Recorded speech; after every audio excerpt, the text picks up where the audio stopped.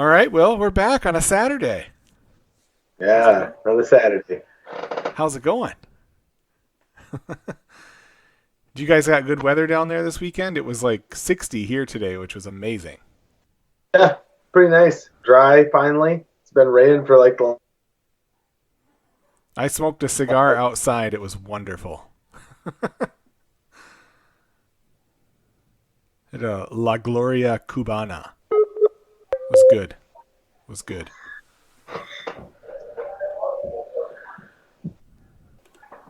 Yeah, the cigar was amazing. And now, of course, I'm having a little Tennessee salted caramel whiskey.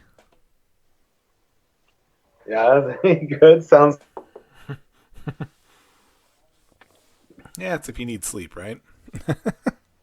yeah. It's better than NyQuil. Well, I had some before. Oh yeah, I That it's a Canadian whiskey. Oh, okay. All right. Evan Williams bourbon is not expensive, and that is really good. I do enjoy that. I just had this here, so decided to give that a roll just because I know I like it. um, so Street Outlaws. Not a whole lot was going on. JJ DeBoss was kind of his normal self, and they had some racing there, and they did real well, and kind of what you expect. Um, it was I don't know. He's entertaining, and that's why they have a show, right? I mean, everybody likes him, and that's why they do it. Um, but then No Prep Kings, it was the first race back for Big Chief. He hadn't been no prepping since they did a specialty race at Bristol years ago. So it was a big deal that he rejoined because he's one of the fastest guys, if not the fastest guy out of the 405. So um, he jumped in there and he went all the way to the end and he lost to Lizzie Musey, who has won two in a row now, and that's 40 grand per event. So she's won $80,000 the past 2 weeks. Racing, anyways. They visit different tracks down south, and they kind of race. They'll either unprep the track, which means they scrape it clean, so there's like no sticky stuff on it, and that's why they call it no prep. Because a regular drag strip, you can barely walk on it, especially where the cars launch. They put the sticky stuff all over the track, so the tires will hook. They take all that off, and so you That's have cheating. you take these 4,000 horsepower cars and then you throw them in these things and watch them try not to wreck, basically.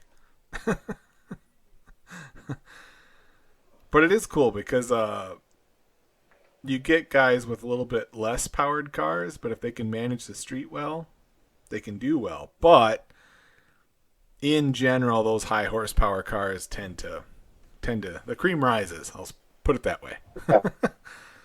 But It's like the professional racers. It's most of them run the same kind of engine. They can't yeah. all Well, about yeah, no prep in particular is a particular type of racing, and so you do have some professional like Mike Murillo and Larry Larson and some others that are big time track racers with many championships, but they're trying this no prep stuff. Um, they're doing pretty good. It's growing in popularity and the money keeps growing, so that's always a good sign. And I think that's why Big Chief is back in it because the money was getting too big and the popularity was getting too big to ignore it. So, yeah. and it gives him a chance to be on TV more. So, but he didn't win. He went in and he went all the way to the end. And Lizzie Musey, who's she dates Kai Kelly, who's a racer out of New Orleans, I think he lives in Mississippi, but he's a racer down south, and her dad is a pro, and so she's got a Camaro that she's got built, a late model Camaro that's kind of a pro mod. It's a nitrous car, which is pretty cool, and just I think they said she has 6 kits. of nitrous on that car,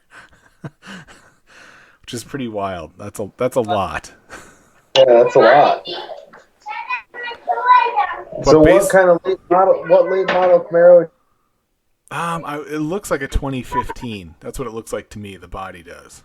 Maybe it's maybe it's even a 2014, but it's a Camaro SS that they've, it has, yeah, it's completely custom. Chassis is completely custom. It's got a custom engine. It's some kind of big block Chevy, I'm sure. So it's not the engine that comes in a Camaro. These are pro-built cars. They're completely back half, so they cut the whole rear half of the car off, basically, and weld in their own, like, frames and stuff, and it's pretty wild. There's a lot of money in these cars. So it's funny to call it Street Outlaws because these aren't street cars. No, they're not street cars. That's sacrilegious, anyways. It's kind of like trying to make a Camaro into an Eagle. All right. Putting the big tires on it and putting that frame on it from whatever old small truck you got. That right. Sounds like crap to me.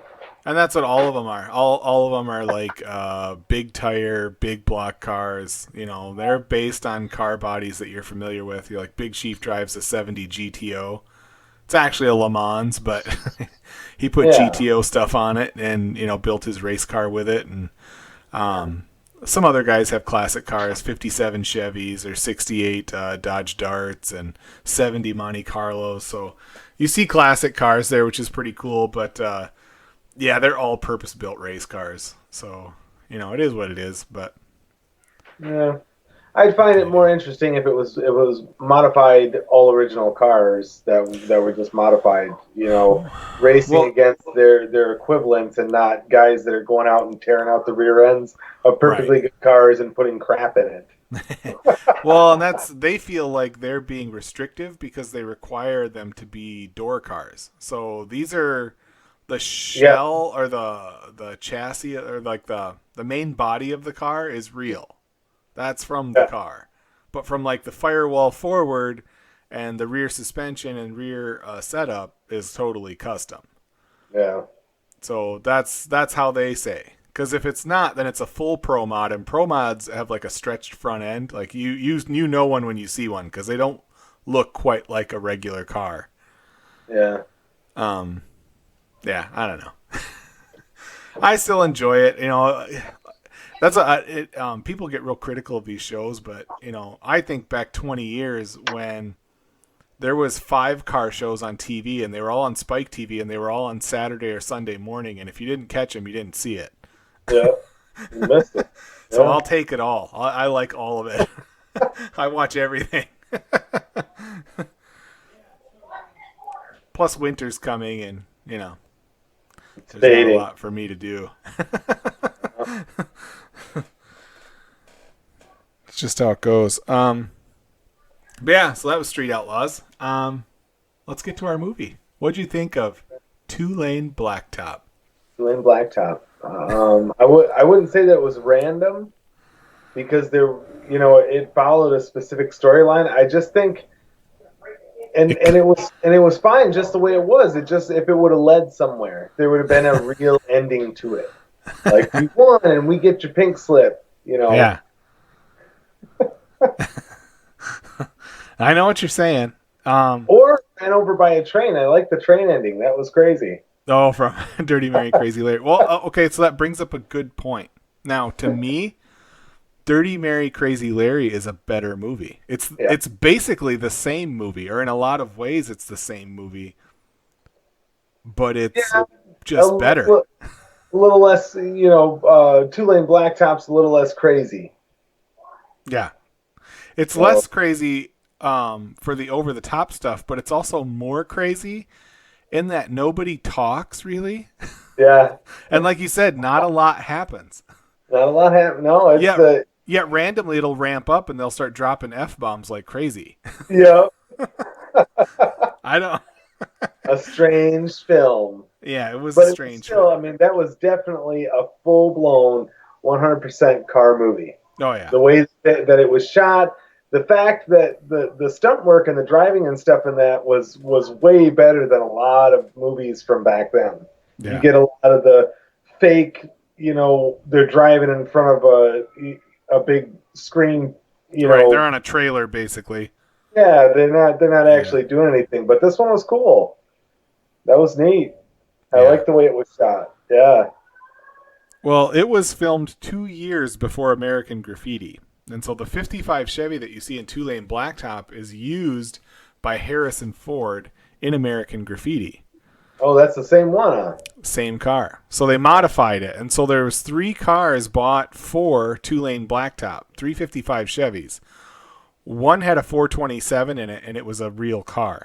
What I mean by real car is it didn't have the fiberglass front end or the fiberglass doors with Lexan windows. It was, it was a 55 Chevy. Yeah. And it wasn't a gasser. So that was the one that they took to use in American Graffiti.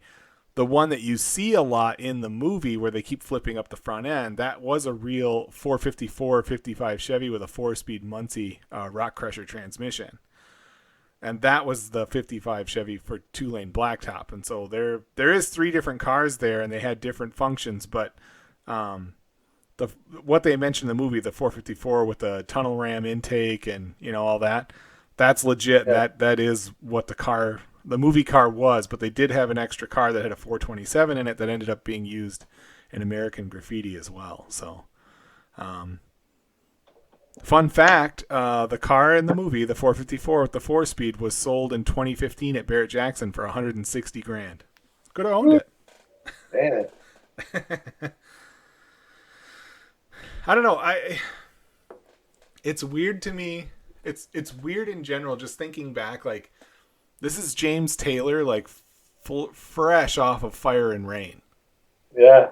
So Fire and Rain had just come out, and he ends up starring in this movie. And they grab Warren Hall, or is that his name? Warren Oates. Warren Oates. He's the crazy GTO driver. Who's the? Yeah.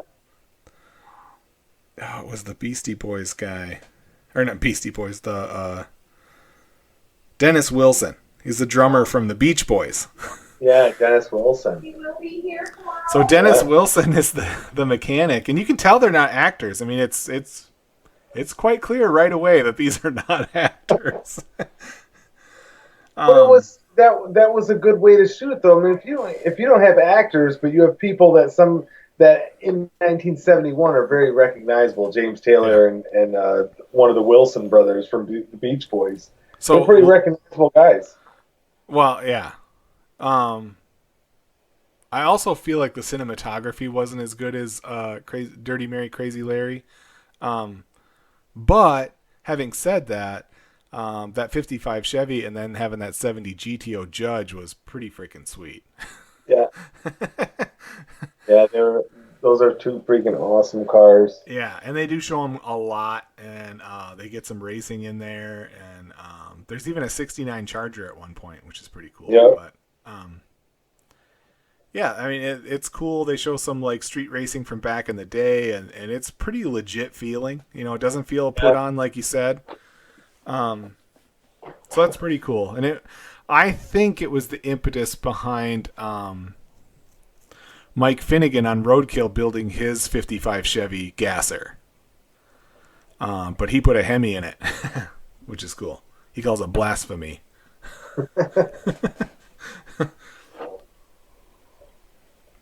But yeah, it might. Let's just see if this helps the movie make sense. James Taylor and Dennis Wilson admit that was during their heroin years. Oh. Does that make the movie make more sense? Well, the way they were acting, a little bit crazier, If you knew that fact before you watched it, I would expect it to be a little bit crazier. But I think the problem is it's a decent movie for about 2/3. When they get to the point where the chick, she slept with both of the guys, and then she jumps in with the crazy guy, and they make it to the diner, and then she's bored. So she jumps on that guy's motorcycle and just takes off. Yeah. She's done. That was her. That was the end of the movie for her. And left her bag behind, her duffel Yeah. bag. I was like, huh. Yeah. And then that guy was just. It's just weird because, like you said, they were racing for pinks to DC. And you can like throughout the movie they make it known that James Taylor and Dennis Wilson don't have money. The driver and the mechanic. Yeah. They're always struggling for money, and they're betting. Even they had their tools up at one point against a vet or their tools versus $300 on a drag race. Yeah. So you can see like if they won the pinks, they would sell that car, put it into their car, and move on. But it just dissolves. Yeah, it does. Nothing happens. They get near DC, and then those guys go drag racing. The premise. Yeah, I don't know. And the other dude takes off. And he picks up those army guys, and he's like, I had a mean 55 Chevy. Built, not bought, Drag race 1. Oh, crap. But the way he spits out lies in the entire movie, it's just like, it's amazing. And for those who are going to watch this movie, the GTO guy is Sergeant Hulka from Stripes. Yes, he is. He's a little bit more maniacal in this, though. Yeah, a little bit. Like I said, I got the feeling, like, middle of the movie, you think he's a serial killer. Like, why does he keep on telling these huge lies? And why does he keep picking people up? Yeah, and why is he driving around anyway? Yeah. And where did he get the money for this car? Because, that in 1971, that's a really expensive car. A 70 GTO Judge, that's like the most expensive one.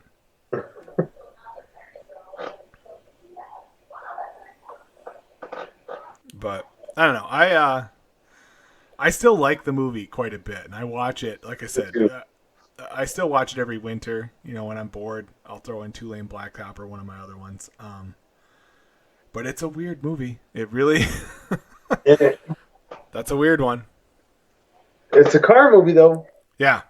And a good one if you like to hear it, because it's authentic feeling. The feeling of the cars is authentic. It's not amped up or has fake engine sounds. It's pretty good. That's a big block Chevy in a 4-speed. You hear it. Yep. You hear him shift. You hear the whole line, so. Yeah, it was that was really cool. Yeah. Yeah, it's I don't know. It's still fun. I like when they're in Arkansas and they're in that diner and that guy comes over and tries to like basically pick a fight with them. And Warren Oates is like, well, I'm the manager of these two boys. They're down home boys. They're not hippies. Like that's his wife. This is it. He just rattles off all this crap. And then he's like, I don't know if he was on drugs or did he get really drunk where he was passed out at that gas station. I think he was drunk. And then they fixed his car. The transmission, yeah. Yeah, they fixed his car, put him in it, save him from the police, like run the police away, and then they give him his car back and then take off. Yeah, and that's, those are some really weird things about that movie. Strange things you would do for somebody you're racing. Yeah, and the girl made no sense to me. She shows up out of the blue. You see her in the background, get out of a car, walk over, look at their car, get in their car, and sit down. Yeah, and they come out of the diner, and they like just hop in the car, and they look at her once, and they just take off. They're like, okay, now we have a hitchhiker. That's the way it was in 1971, yes. The only door's unlocked. It's pretty nuts. But like I said, I do enjoy it. I think it's a worthwhile watch, and it's definitely a product of its time. But for my money, if like you're gonna go pick the next one and you want to see something really good, Dirty Mary Crazy Larry's a better movie. It just is. But I don't know what to say. But also there was also something else that was cool about that movie that I noticed throughout the whole thing, and this is just a small side thing. Whenever they went to a new state or a new town, it was almost like because of the car they were driving, and it didn't matter that that at different points the GTO or the girl was with him. people knew driving up that this was a drag racing car, and it was Right. because of the way it's built, right? They could see it, and it Yeah. like attracted attention. And then those who drag race would come up and be like, "Hey, what the hell is this?" Right. That was pretty cool. You know, it Yeah. was really authentic feeling. You know, And you get for lots of drag racing action in it. You know, yeah, they have that big meet in El Camino. Arkansas.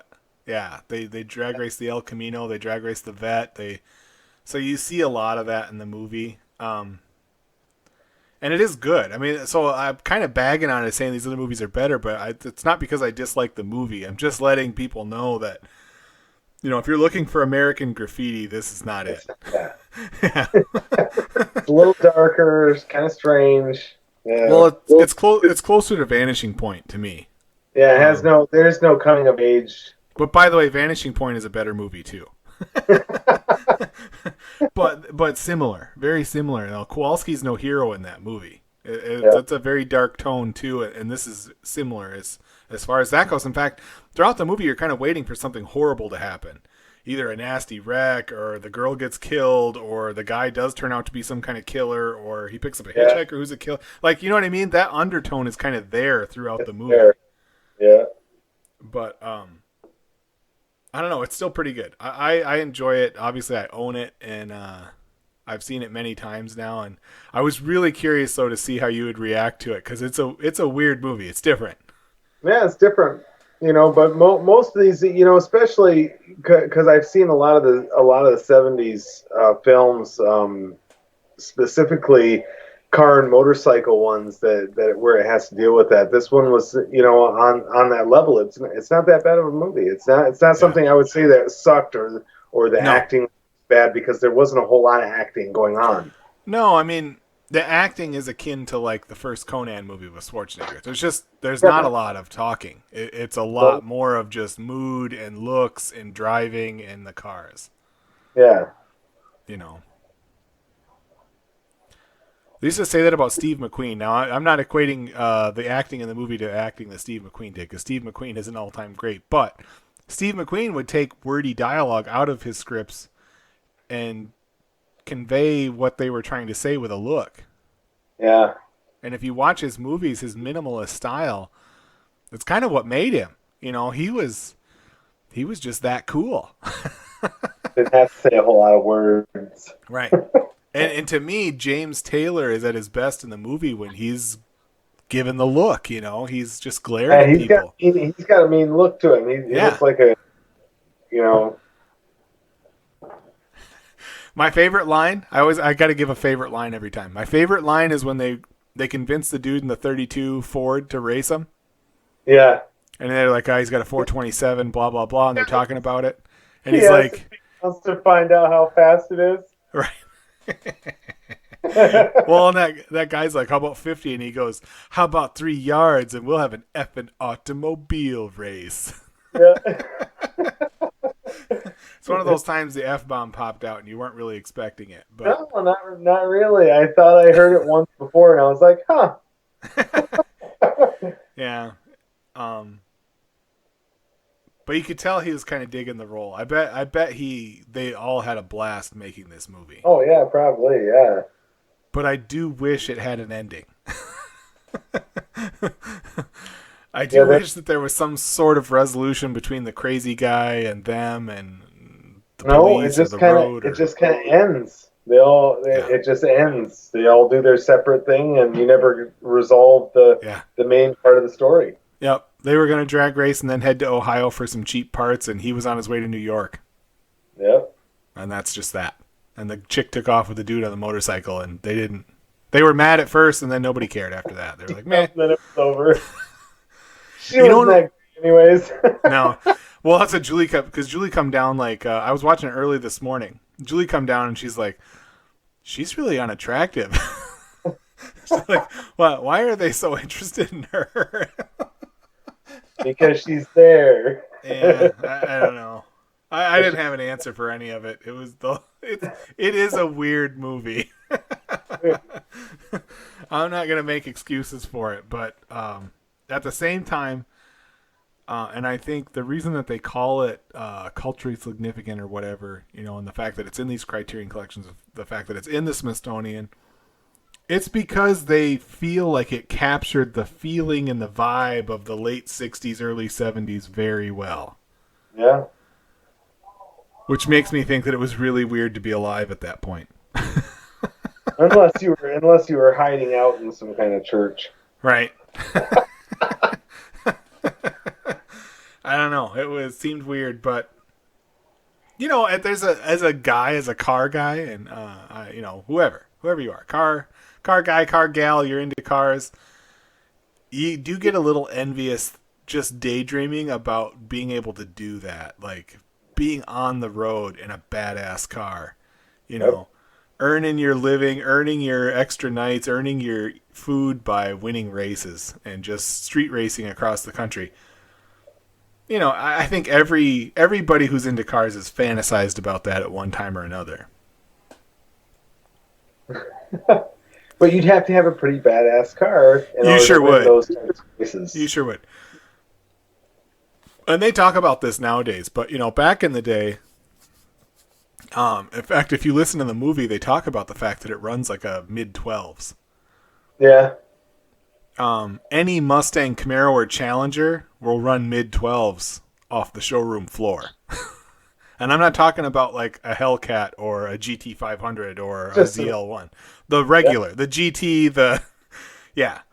They'll run mid-low 12s right off the showroom. Some of them can even run high 11s, the GT or the SS, right off the showroom. And if you get a Scat Pack or an RT or SRT, it's right there. So you got to consider that. You could build your 55 gasser with your 454 4-speed, but you're not going to win many races nowadays with that setup. That being said, nowadays you wouldn't have that. You would have something else. Yeah, you'd have something crazy. Yeah. Cars are too fast, got too much horsepower nowadays. But that's not to say that there aren't races out there for regular cars. There's got to be. Oh, for sure. Like if you have original classic, some sort of you do like your street race cars, your stock cars, stock car driving, Yeah. Yeah. Well, I mean, here's the thing about it. In this day and age, what's so scary is you put a supercharger on. Forget like buying. Or when we talk about buying like one of the big ones, like a Hellcat or a Demon or a GT500 or a ZL1 Camaro, because now you're talking 650, 797 horsepower depending on what you're getting. Take a Mustang GT and put a supercharger on it. You can be at 650, 700 horsepower right there. Upgrade your suspension and your brakes. Put some drag radials on it. That's like a low 11s, high 10-second car. That would be faster than the professional race cars of the 60s and 70s. That's how crazy. And you have air conditioning, you've got navigation, you've got a nice stereo. Now, having said that, when you get to that level even now, there's not a lot of cars out there that you'd have trouble with. What you got to worry about is the people like Street Outlaws, where they have a street car that's not a street car. Yeah. When they go fishing, like Farm Truck, he's not driving that truck across the country. He's not driving it anywhere. He trailers it where he needs to go, and then he takes it off the trailer and goes fishing. That's what he calls it. And that truck will run 8s, 9s, 8s, somewhere in that range, and that's crazy fast. That's really fast, yeah. Well, and I'm really curious because Mike Finnegan, speaking of him and his 55 Chevy Blasphemy, he has a best, I think, of 897 right now in that car. He ran it in Hot Rod Drag Week. And he's going to race Farm Truck sometime soon. So I'm curious as to how that's going to go, and it'll finally be some real indication of how fast that truck really is. But keep in mind, like Farm Truck, he's nowhere near as fast as the other Street Outlaws. So it gives you an idea where they're at. I don't know, man. Cars nowadays, I mean, it's like they're so fast that you have to be careful because you don't have the right safety equipment. You could die. You really could die at those speeds. That's so freaking fast. you know, Even the factory cars getting into the 11s and the 10s. I mean, you're trapping 130 miles an hour, 140.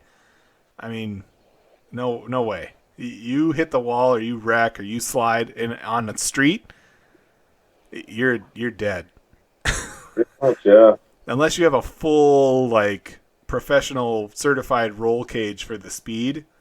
And that's why that's why there's different types of roll cages and different types of harnesses, because the faster you go, the more bracing, the more security you need. And that's kind of the scary part with some of these factory cars is they're reaching speeds from the factory that really should require a lot more safety than they have. There's a reason why if you go 10 seconds on a drag strip, if you don't have a roll cage and a 5-point harness, they'll kick you off the track. They don't even want you there. No, because they don't want to see you die in a blaze of fire. Right. So it's something to keep in mind, because there's a lot of internet keyboard warriors out there that are, comparing regular Joes and their cars to these Street Outlaws guys, and they're even calling some of the Street Outlaws guys slow. It's like, dude, you have no idea what you're talking about. None. You have no idea what you're talking about. You have no idea what fast is. You have no idea what safe is. And I'll bet you drive a minivan. It's insane. It's insane. Well, you and I, we were coming of age in the early 90s.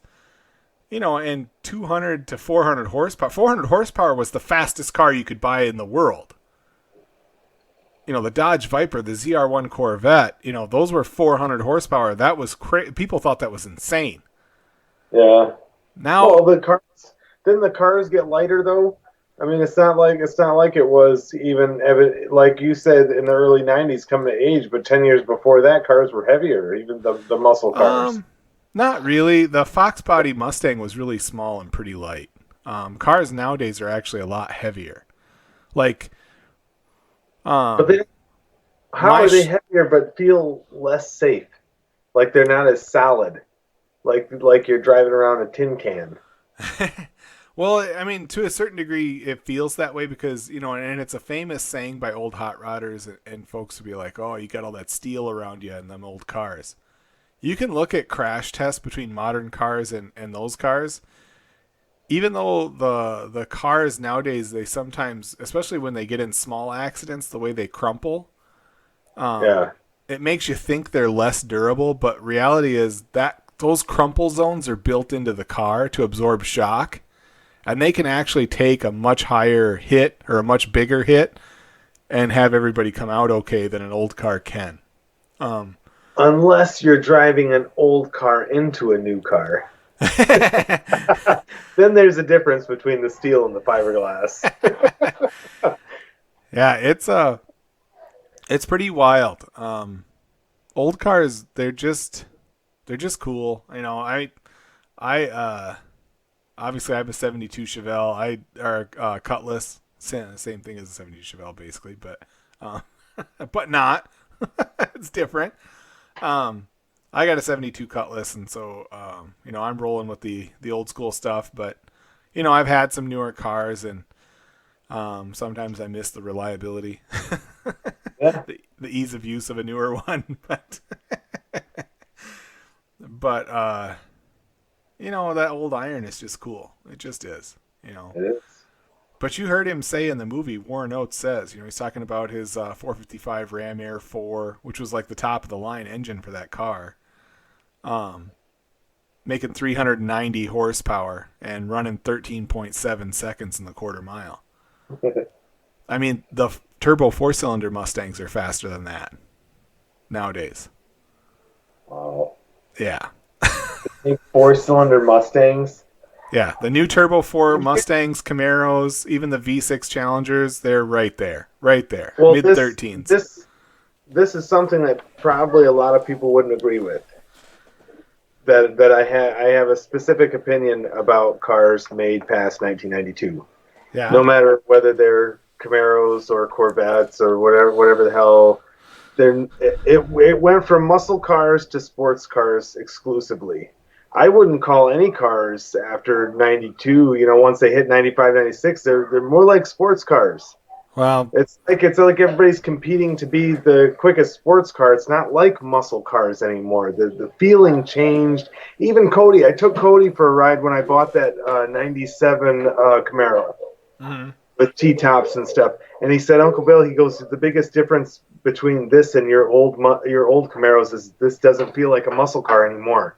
It feels like we're driving a little sports car, a little whiz bang, So to me, it's like it's completely different. Muscle cars to me are completely different than sports cars. It's right. There's a different feeling to them. Well, the way that they drive and handle.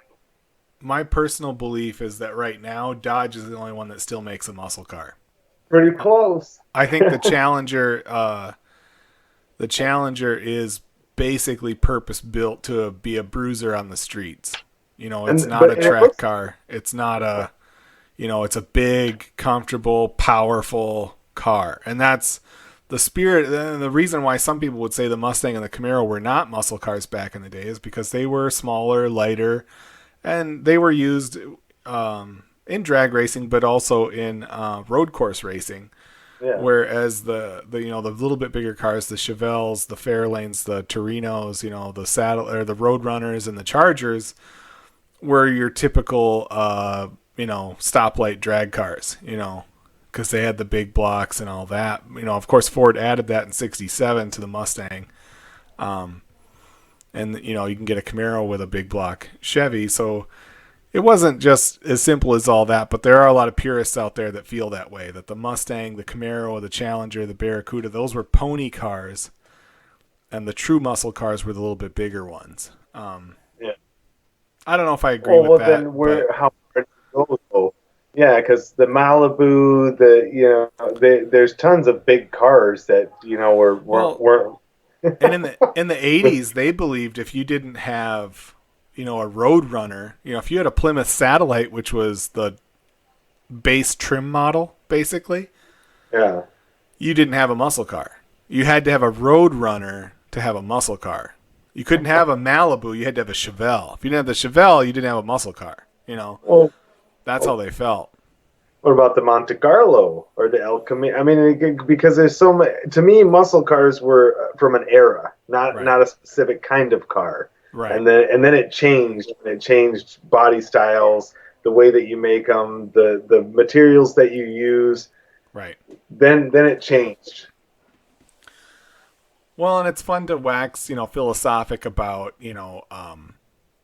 this car being faster than that car. This time was faster than that time. At eras. But like you said, it really is more about a style and feel. And you certainly want it to be fast, but there's levels of speed, If you're running mid-13s in an old muscle car, it feels really fast. It does, because they don't handle as well, they don't stop as well, and so it feels really fast. If you're like you said, so if you're doing quarter mile racing in a new V6 Mustang, Camaro, or Challenger, it's just as fast as that old iron with some of them even with a big block. Yeah. But it doesn't feel fast. No. Until you get the big dog, cars, and I had an SRT8 Challenger and it was 500 horsepower. It was fast. And that, like I said, I do feel that Dodge is still making a muscle car. I think they're the only one who is doing that. I think Chevy and Ford have both moved more into the performance driving experience. You know what I mean? Yeah. Where they want to have more of a track car that, does road courses, does all these things. And I realize that means they may even be faster in certain, at certain levels than the Challenger in a straight line. And, like I said, speed's not all there is to the equation. You know, No. um, especially when you're talking about like the SRTs and the Scat Pack Challengers and Chargers. That's basically a modern big block. You know, and so it doesn't have a turbo, it doesn't have a supercharger, it doesn't have any kind of power adder. It's just a big engine that makes good power, and it's instant. You know, you don't have to wait for a turbo to spool or something to respond or whatever to kick in. It's right there right away, ready to go, and it's nice. Yeah. You know, and to me, those are the only true muscle cars left. And some people don't want to accept the Charger because it's got 4 doors, and I don't blame them for that. But you know, the Challenger's still there. But I agree with you. I mean, there was a definite shift at some point between the Mustang and the Camaro and all of them where they were kind of moving away from that muscle car vibe. You know, with the Mustang, it might have happened as early as 74 when they went away from the big-bodied Mustangs. You know, 71 through 73. But Yeah. you know, the Camaro hung on a little longer with the Trans Am. You know, you could still get a Trans Am with a 403 and 80. Yeah. Which, you know, compared to other years, is not the greatest performing Trans Am ever, but it had that muscle car feel. You know, Mm-hmm. it was a big engine with big torque that felt like it. Well, but fast is fast. Racing fast to win races is completely different than having a muscle car. I mean, appreciation. A race car is a race car. Yeah. You want to race. There's lots of different, but of course you want to race on the same kind of level. You're not going to go out and take a street car and go race a drag car. Right. That's not it's not what you're going to do. So it all depends on what's your fancy. Right. Well, and Tommy and I, we raced a couple of years ago the Cutlass versus his Mach 1 Mustang. And I was riding with Tommy in his Mustang, and Dominic was driving the Cutlass. And there's no way either one of us were quicker than 14 seconds in the quarter. And I wasn't timing it, and I should have been because I had GPS on my phone. I could have. But it was still, it felt fast, and it was incredibly fun. We were in a safe area on a deserted road. It was a good spot. It was fantastic. Yeah. And they felt fast. That was amazing. I would do that again in a heartbeat. And the Cutlass took 2 races to 1 on the Mach 1. So, just saying. As well it should. Well, me and Tommy were in his Mustang. I think if Tommy was by himself, it would have been different. Dominic was driving the Cutlass, and he did real good. Yeah, that's cool. Like I said, 2-Lane Blacktop's it's a fun movie. It's weirdly serious, and the story does fall apart a bit at the end, but it's got cool cars. It's got a cool vibe. You get James Taylor and the drummer from the Beach Boys. What are you gonna do? And like you said, the drill sergeant from Stripes. The big toe. Yeah, Such he has a weird mouth, doesn't he? Yeah. He's got big teeth. I think they don't fit in his head. They really don't. Well, deep South boys, Right. And he knows it because he accentuates when he talks. Like he does it on purpose. Does. The way he hides his teeth. And then he shows them like all at once when he says something. It's pretty wild. But all right. So, what movie are we going to do next week? Your pick. Oh, my pick. Hi. I'll have to get back to me on that one. All right. I haven't looked at the list in a little bit. Yeah, it doesn't have to be from the list. It could just be anything. I finished up through John Wick 3 today, too. Hi. That's good. How about Bullet? Are we still saving that one? No, we can do Bullet. You can do Bullet? Do you own that one? No, I don't own Bullet. I'll get it in the mail. I have it. Bullet's great. I'll watch Bullet anytime. Best 15-minute car chase in any movie ever made. Yeah. Even if it is 20 hubcaps coming off that Charger. What about the chase with Charlie Sheen? I don't know. I don't think I It remember was that. it was like a half-hour long car chase. Really? Yeah, yeah. It was kind of lame. It was kind of like the O.J. Simpson car chase, where they just kind of followed him on the freeway. Well, there's some weird newer ones. I'm trying to remember the name of it, but there's one with oh, what the heck's his name? It's not Ewan McGregor, and it's not Robin from Batman and Robin. Chris O'Donnell. It's not Chris O'Donnell. He was in Daybreak, that vampire movie with William Dafoe. Oh, Ethan Hawke. Ethan Hawke. God dang, I can't remember. I can't believe I can't remember that name. Okay, Ethan Hawke stars in this, and he's like a wheelman, and he gets roped into stealing a GT500 and going on this crazy chase where he's getting all these cops chasing him. And it's a Super Snake. It's not just a Shelby GT500. It's a Shelby GT500 Super Snake. And it's a female pop singer. She dated Justin Bieber for a while. Selena Gomez. Selena Gomez is in it. And she's like the super smart hacker, wisecracking chick who owns the car. Yeah, we seen that one. Yeah, and John Voight is like the voice over the phone. Yeah. We'll watch that one at some point too. I own that one as well. Yeah. But yeah, we'll do Bullet next weekend. That'd be cool. So the Lions. How do you feel about that Vikings loss? It was a real loss. Yeah. Our defense failed. You were there. You were at the game. Yeah, we were there. It was. I mean, there was still a couple of questionable calls, but we never sacked him once, and that'll lose you the game every time. That's how I felt. I said that was about as even as called game ever happens in the NFL. I have no complaints about reffing, no controversy. We just straight up got beat. We got beat because and it's not like he outplayed us. Stafford took his fair share hits, whereas Kirk Cousins didn't take his fair. But they ran the ball. They ran the ball. The difference was Cooks or whatever his name is. He had 140 yards or whatever it was on the ground. He's averaging over 100 yards a game. He's got the most rushing yards, I think, this year so far. Well, now Cook does. So, Cousins has thrown for 4 touchdowns 2 games in a row now against Detroit and previous to that. I still think. I mean, and I think Kirk Cousins is a joke. I don't think he'll ever win a Super Bowl. He's a streaky player. Yeah. In the same way that what was the emo quarterback for Chicago?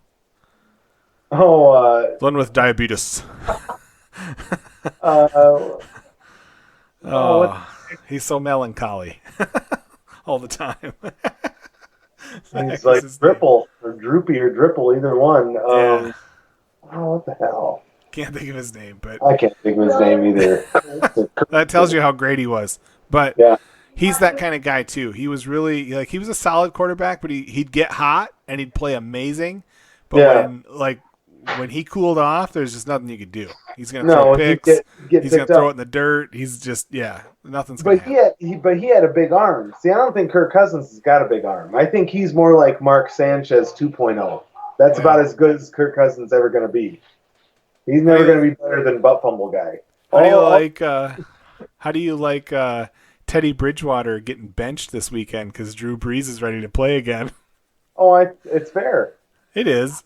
It's Brees. Teddy Bridgewater's he had such a bad injury, nobody thought he was going to be able to return to football. Right. So he's fortunate to be on a team.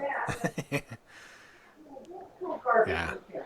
I always said he's one of those when he was healthy or when he was with Minnesota, he was one of those quarterbacks that throw for 175 and rush for 50. Yeah.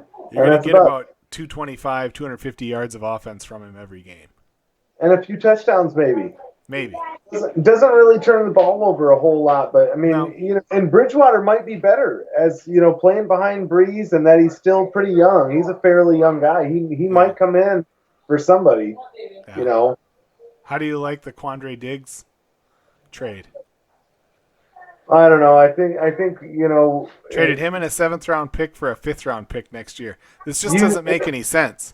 It's pretty useless. I think that rookie that we have, Will Harris, is as good as Quandre Diggs. He's just younger and faster. And they pay him less, so I get that. And they pay him less. It's the same reason why we got rid of C.J. Anderson and kept Ty Johnson, because the rookie's making barely any money, and C.J. was making a few million. But here's the other thing I heard. Quandre Diggs and Matt Patricia did not get along, and Quandre Diggs would talk trash about him in the locker room. That's what I heard. It's possible because from what I hear, they work their butts off. Yeah. Not like any other year before, but like at practice, they're like, these are like soldiers out there. They don't get the same kind of breaks as they did with Caldwell or Schwartz. Yeah. There's no favoritism. So what do you think about that? It seems like that's Bill Belichick's way. Like, all these guys are trying to do it the way Bill Belichick does it. So this kind of tells you, like, Bill Belichick, this is how he runs his team. Yeah, and it can work sometimes, but for different towns of less success that need a little bit more, what would you say, a little bit more jazz to keep fans interested, because, we haven't had it good. Right. Us Detroit fans, there's not. We'll go to bat with anybody who feels sorry for their team, for things that have happened. But I don't think it's a give up. I think they're paring down. The only sad part is that why then make Stafford stay there and play? Right.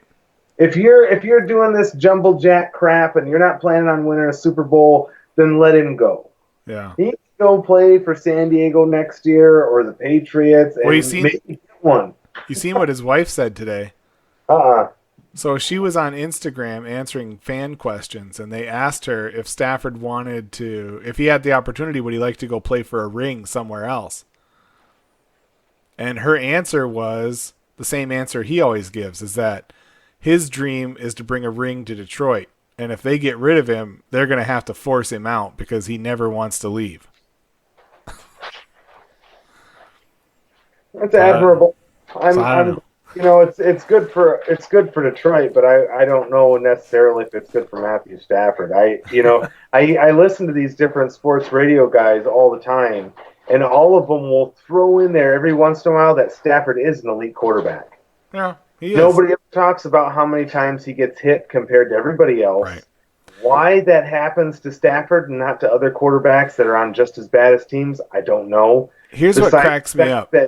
Why would you hire a guy like Darrell Bevell who preaches running the football, and you can't run? I mean, we had the one game against the Chiefs. Chiefs' run defense sucks. The Packers' run defense sucks. We couldn't run against them anyways, but I mean, beyond the point that now we don't have a running back. Right. Well, and how many more years are we going to let Carry-On hit IR? Yeah. That dude hasn't made it through a season healthy yet. So here we go again. And then this is again, like, we didn't even get through the halfway through the season and he's gone again. Yeah. So he's talented, but he should go, in my opinion. Here's the thing that I didn't understand with the opportunity in a high draft pick. You don't go, and that you have a running back that's inconsistent, then you go for the top running back in the draft. You want to win a Super Bowl, you're really interested in that. They haven't picked any top receivers. Hawkinson is, to me right now, being a lottery pick, he hasn't done his job. You're a lottery pick, man. You better be catching 5 balls a game, at least. He's been missing catches here and there that have hurt us. I'm kind of so far par for the course. I'm disappointed in this season. Yeah. We're 5 games in. I'm disappointed. They should have beat Green Bay, but at the same time, look what happened against Minnesota. How important is that Green Bay win if they don't beat the Giants this weekend? You know what I mean? It's like And that's why I said that. I'm like, if Detroit doesn't come out and win a bunch of football games, then losing to Green Bay doesn't matter. No, it doesn't. That doesn't matter if they stole that game. If you're going to lose to the Giants this weekend, I mean, they should win tomorrow. They should win the next two. They need to beat the Giants and they need to beat the Raiders next weekend. So they need to win too. But the Raiders aren't playing like slouches.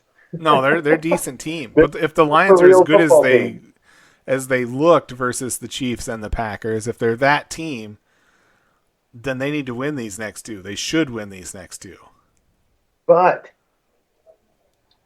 with Kerryon Johnson, with Darius Slay, yes. Right. Without Kerryon Johnson, without Darius Slay, I don't know. Well, and here's what I have to say about that. So last year, we were one and a half games out of first place when they traded away Golden Tate. Yeah. And then Marvin Jones and Kenny Golladay both got hurt. They signed guys from wherever off the couch, and the offense sucked, and it was what it was. So now you trade away Quandre Diggs, who's the captain of your team. He's a Pro Bowl alternate. Like, he's a good player. Pete Carroll has already said it. He couldn't believe it. He couldn't believe that they could get him. He didn't think that was even possible. He didn't know it would be possible. It blew his mind that they could get him. He's already said that. So, but like you said, now you trade away one of your defensive captain, one of the best pass defenders on your team, and Darius Slay is hurt. So what happens if Coleman gets hurt against the Giants?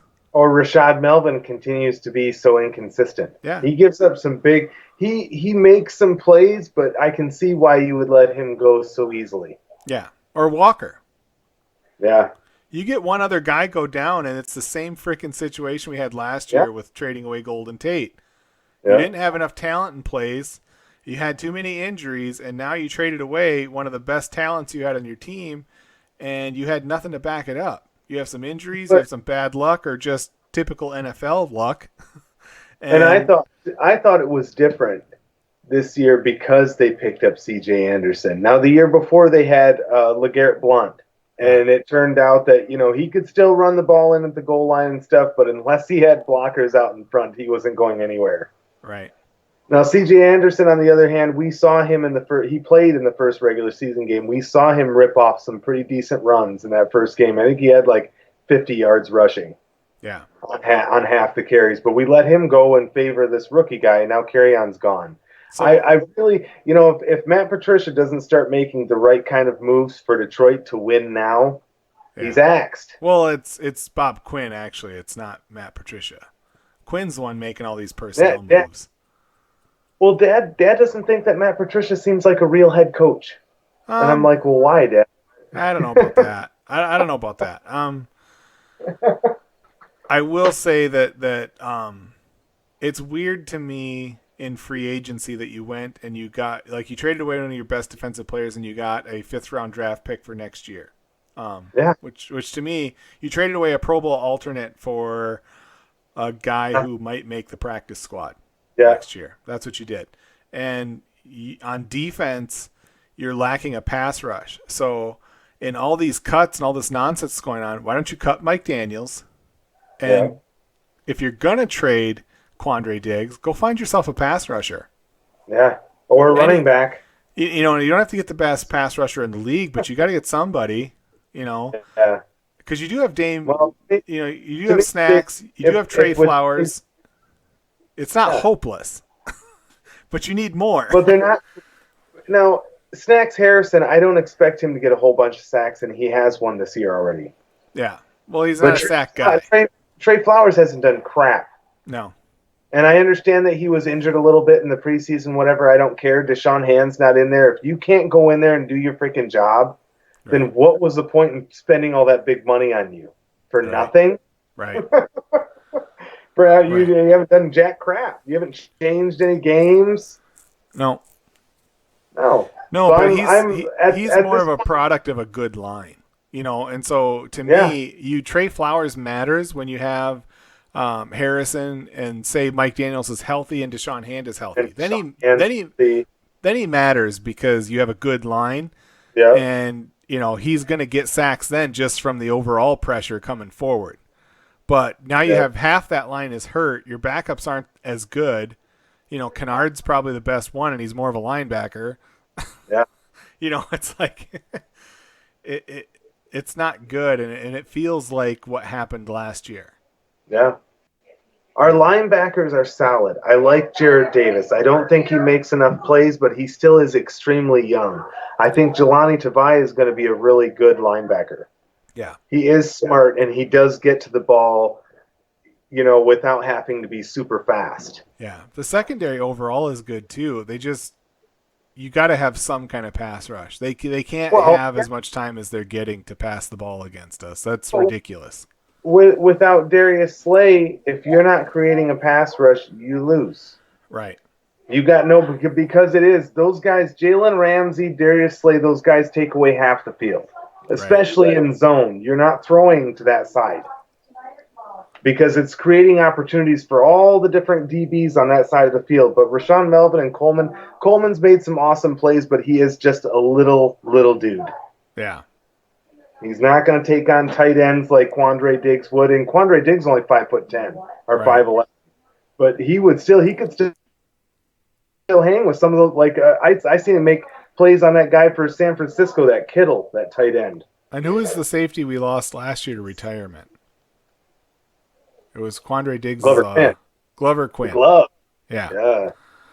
So that's been a bit tough for Detroit, but again, it still starts with that pass rush. You've got to have something. I have something. You can't because you could have. It wouldn't matter who was back there.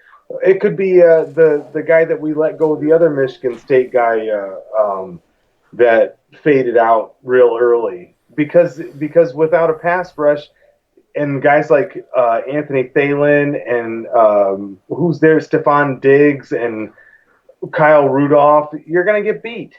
Right. Yeah, you can't cover forever. That's just the reality. Man to man, and that's what we play is man to man. Right. 73% of the time, more than anybody else. Yep. But they've, to me, with Harrison and Flowers, that's half of your defensive line, and that's a good half. But you still got to have somebody else in the other half. Yeah. You've got to keep it honest for everybody. I mean, realistically, healthy. Ziggy Ansah is better than anybody we got on our defensive line. Yeah. But the problem was he'd miss half the season every year.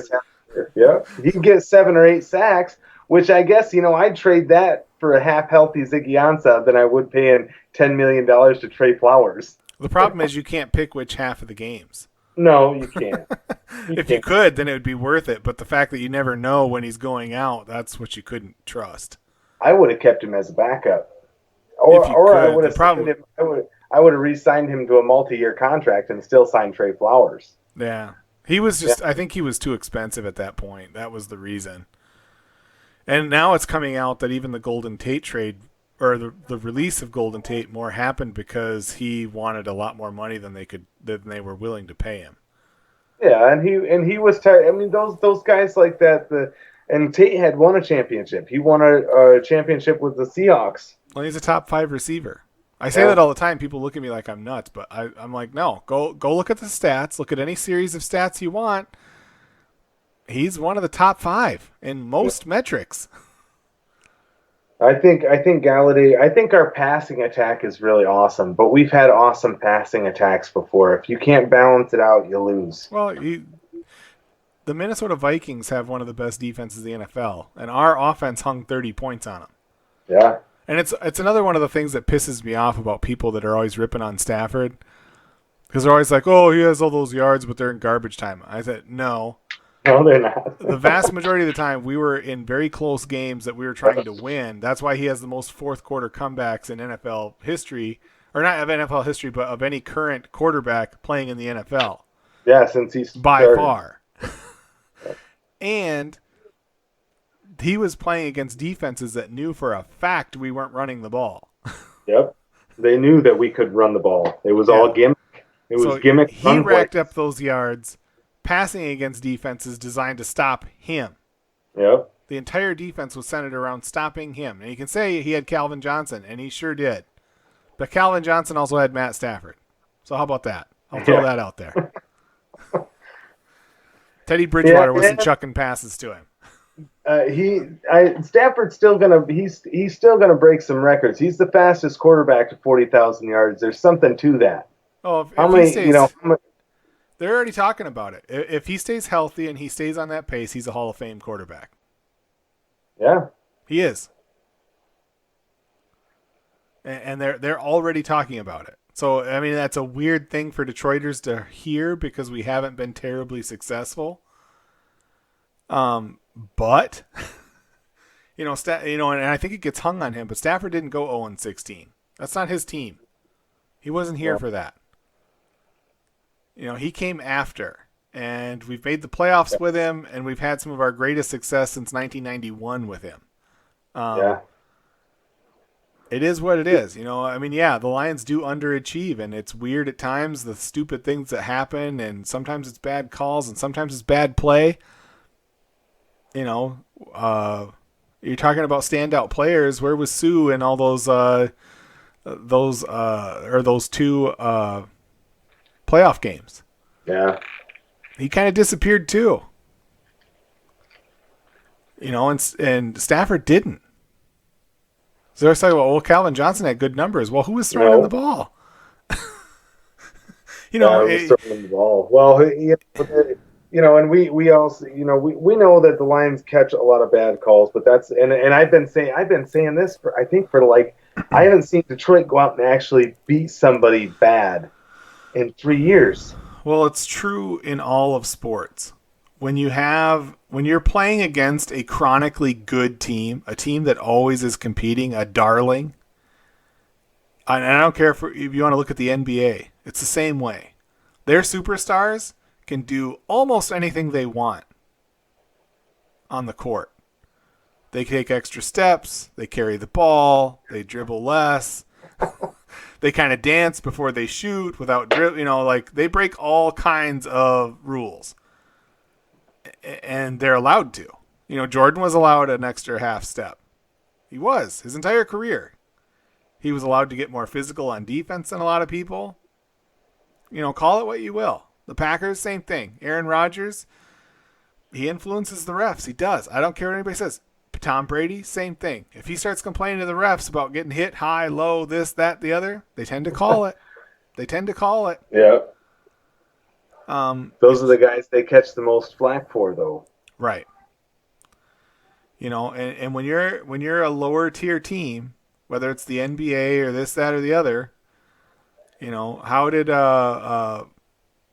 who was the guy for the Jazz that Jordan pushed off on when he made his game-winning shot? Oh, he was a Byron Russell. Byron Russell. I mean, it did happen. You can watch the replay. Jordan shoves him right in the back and then shoots it. Yeah. It just is what it is. And that doesn't mean that at least in that instance, you play seven. It's best of seven. That's one play. It's best of seven, and that was one play. So, no, you didn't get screwed. That is the difference in other sports, whether it's baseball or basketball or whatever. You get a best of seven. The NFL doesn't get that. It's one and done. And so when a ref screws you over, it's a big deal. When they say a 14-point swing, that's huge because that means the other team, you would be up by 10 or whatever, but they got the ball and they scored, so then they're up by 4. So it's it's really screw job. But again, it came back to me as if Detroit couldn't beat Minnesota, then I don't care if they got screwed against Green Bay because they are that same shitty team that doesn't deserve a call. Yeah, because you got and it's just Minnesota's not, their offense is really good. You've seen them put up the numbers before. Well, the running game's gonna happen. That's the problem. Yeah. And Kirk Cousins is enjoying the fact that they are stacking 8 in the box trying to stop that running game. Well, Detroit wasn't, but most teams would. Most teams would, but Detroit wasn't, and you see Stephon Diggs tearing off 25-yard gains. Yeah. Yeah, it just, it was sad, but I don't know. It was still a good football team, but it was more disappointing, I think, than the loss to the Packers. It was even more disappointing. It was disappointing because against the Packers, at least you had the feeling was we got cheated. We should have beat the Packers. The Packers shouldn't be 5-1. They should be 4-2. Detroit should have a share of that lead. And but you watch that Minnesota game, they just got beat. They just straight up lost. And their defense couldn't stop nothing. Nothing. I think they probably would have been better off at Minnesota if they'd have just wrote off Slay. Yeah, didn't try to play him because he couldn't cover anybody anyway. Don't bring him back early. He was limping around as it was, but they obviously have to do something different on defense because if Cousins can eat you up, you're gonna struggle. Everybody's gonna eat you up, but the same, I still think it's a stupid flaw. I think Patricia's coaching style of non-blitzing ever is retarded. We're not that good. Right. You need more talent. You got a guy like Jared Davis coming off the edge and Kennard, you freaking blitz. Yep. You don't say, oh, it's 4th and 8 and they got Patrick Mahomes. Let's drop everybody back 10 yards. Yeah, they didn't have a spy on the quarterback, on a running quarterback. That's what was insane to me. Is like Gerard Davis should have his assignment that whole play should have been Mahomes doesn't cross the line of scrimmage. Period. That's your job. You don't have to rush him. Just sit back in zone and wait for him. If he tries to run, hit him. Because that's their whole plan on that was to run. Yeah. He had no intention of throwing the football. Oh, well. But we got a big game coming up tomorrow against the Giants, and I don't know. I think Saquon Barkley is back, so he is. Yeah. Hopefully, we can stop the run. Yeah. Well, hopefully. I mean, I honestly right now. It seems so foolish to me that you traded off Quandre Diggs for a nothing pick next year, and your defensive line is just killing you right now. Yeah. Like, you didn't make a move for that. Hey, but also the cool thing of saying Saquon Barkley, it's like the second coming of Barry Sanders. I'm telling you, the guy is like the same. He's amazing. Like Barry Sanders. It's just, it's a different era. Yeah. Yeah. Well, hopefully we win. Hopefully we win. Well, yeah.